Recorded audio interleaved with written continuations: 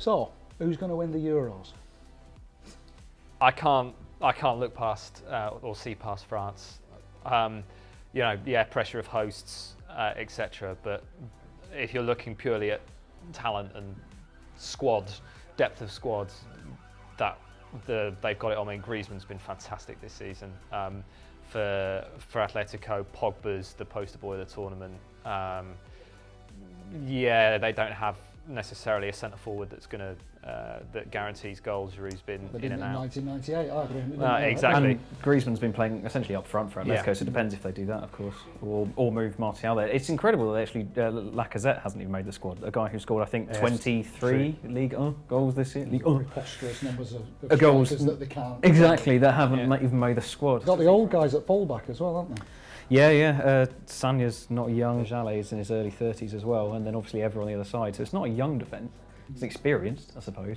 But I think France will do well. But I think that's the concern, isn't it? Whether the defence is up to it. Do you think they've got the firepower to overcome any defensive question marks then? Possibly. I think it depends on whether you have one of those games where everyone has a collective brain fart and you suddenly need to score 3. You go 2-0 down after 10 minutes, and then do you have enough to overcome it? In that respect, I think they do have the firepower, but I think they need a lot of players to be on form for it to work. I certainly think they'll go deep into the tournament. Oh yeah, definitely. Andy, you mentioned the pressure of hosting, but that's not bothered them before. It didn't bother them in 1984, and it didn't bother them in 1998. No, exactly. So there could well be something to spur them on. You know, home crowds everywhere, Allez Bleu ringing round, possibly the most boring chant after the Liverpool, but anyway. That's if they get the crowd rallying round them though, because they're playing a game in Marseille, aren't they? Which isn't always the most pro-French city. No, true. I mean, that is maybe a question mark, but especially with recent political events in France, they'll look to the country will certainly look to get behind them as a celebration of France. One thing that might not help them is quite a weak group as well. Romania in the first game. I mean, you want to ease your way into a tournament, but if you play Romania and Albania, both pretty weak, and Switzerland do okay, you might never really get going, and then suddenly face a half-decent side, and you have to really up your game quickly. It's true. I mean, PSG found that this season in the Champions League, didn't they? You piss the league because you're so much better than everyone else, and then you finally come up against a decent side and get beaten.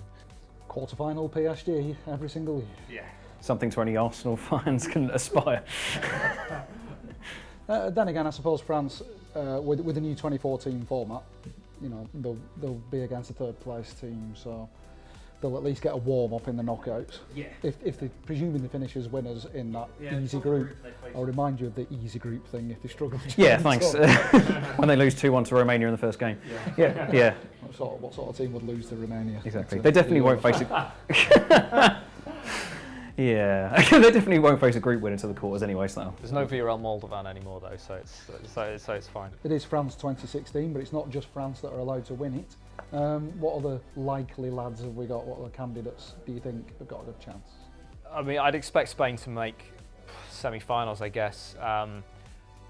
The problem with Spain being goals, especially now they've dropped the guy who scored their goals in qualifying. Yeah, it's funny. I mean, Alcácer scored goals early on in qualifying, and then a couple against Luxembourg at the end, as we were looking at earlier, and but hasn't had a great season for Valencia. So I can kind of understand why he's fallen by the wayside. Not even the squad. This is amazing. Yeah, but that's their problem. Whether they play without a centre forward and go back to Fabregas or somebody as a false nine. It's a similar situation to Germany, actually. I was going to say Germany got. I mean, they finally looked. They might have found someone in Max Cruz, and then he got addicted to jelly babies or something like that.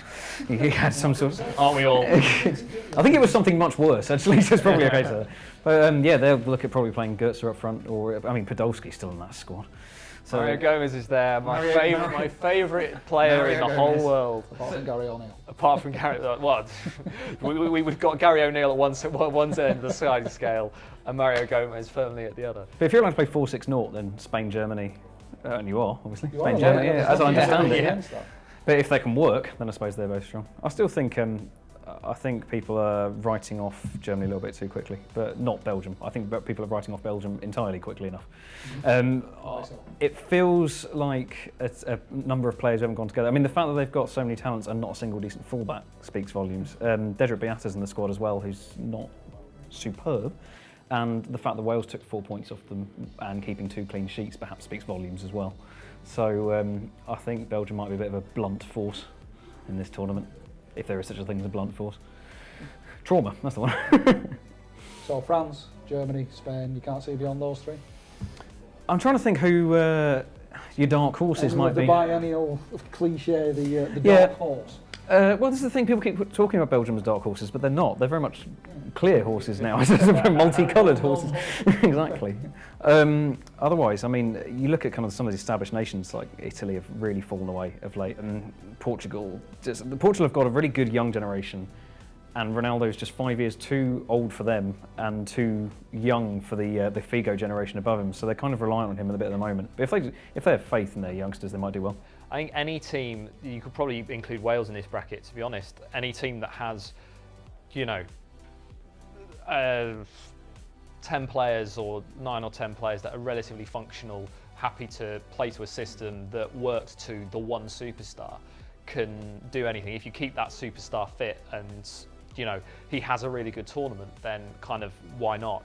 So I'd put Portugal in that bracket. I'd put Wales there as well. And I still think England are going to do better. I know I say that because I'm not supporting them, perhaps, but England are going to do I think England do very well. Certainly last 4. Well, not certainly last 4. I think they can make last 4, and it depends on whether he has the guts to make the right decisions with the starting 11, or whether he has to try and shoehorn players into a certain formation. I guess we'll see.